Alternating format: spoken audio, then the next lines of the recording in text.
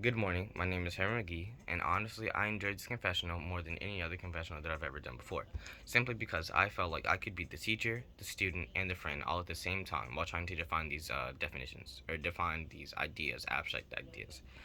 I had three test subjects this time.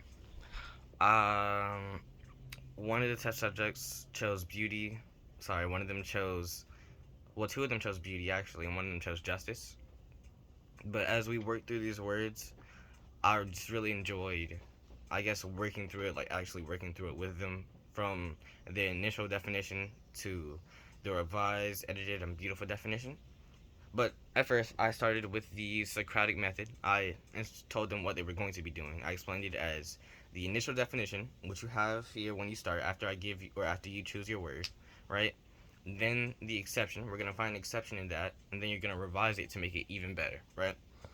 Most of them, they didn't really like that because they didn't want to be told that they were wrong several times.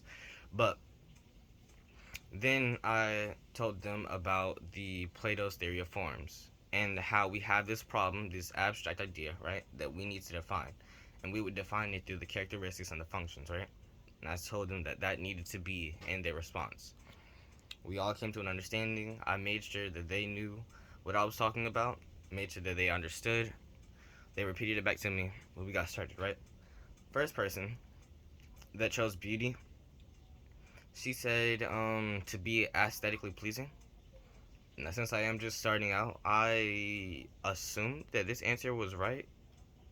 So I asked her to pick another word. I asked her to choose, well, she chose freedom. And she said to have the right to choose for yourself. So I asked her that, do you always need choices to have freedom? Right? And she said, no, freedom can be found in different variations of that. Well, freedom makes up a part of that. But then she left. She had to leave, so we didn't get to finish.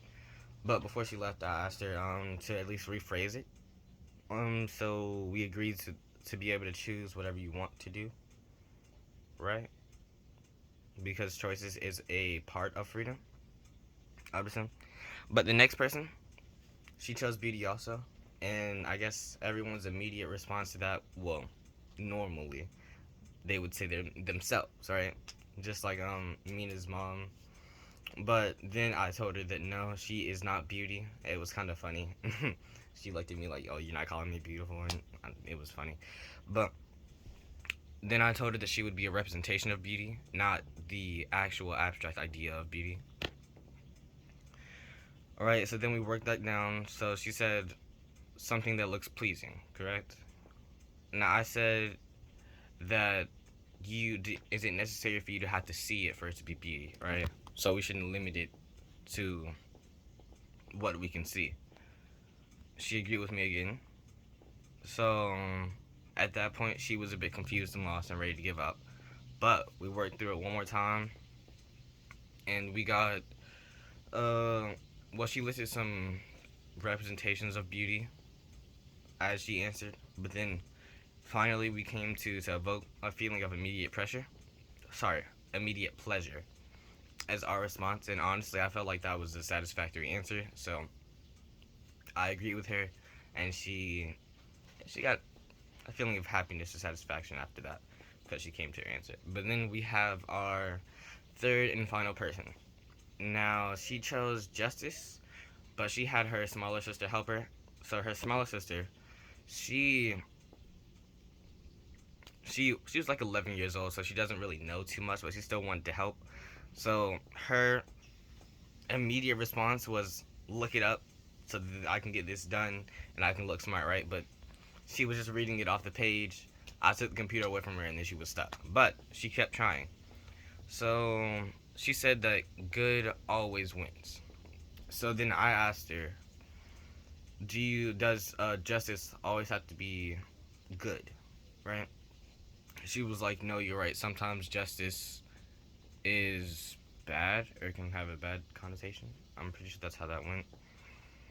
Then she said to protect people, right?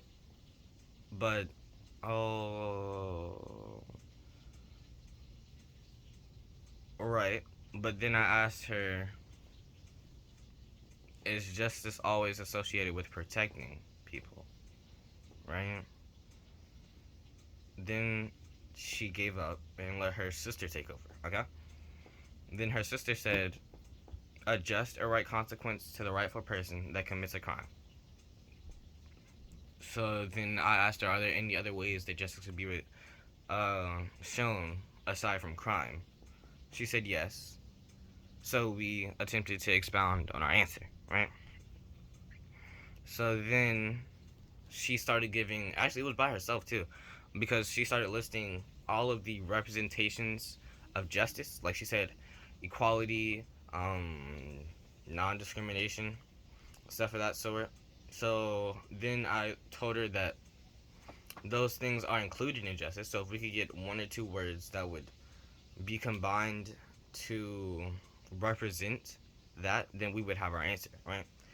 At that point, she was excited and ready to continue and get her answer, right? So then, as we worked through it, we talked about what we reached to help and support victims of unjust actions. And at that point, I think that that answer was satisfactory to me because it did encompass all of those representations and characteristics and the functionality of it. So I accepted it, and honestly, yeah, that was the end of that experiment.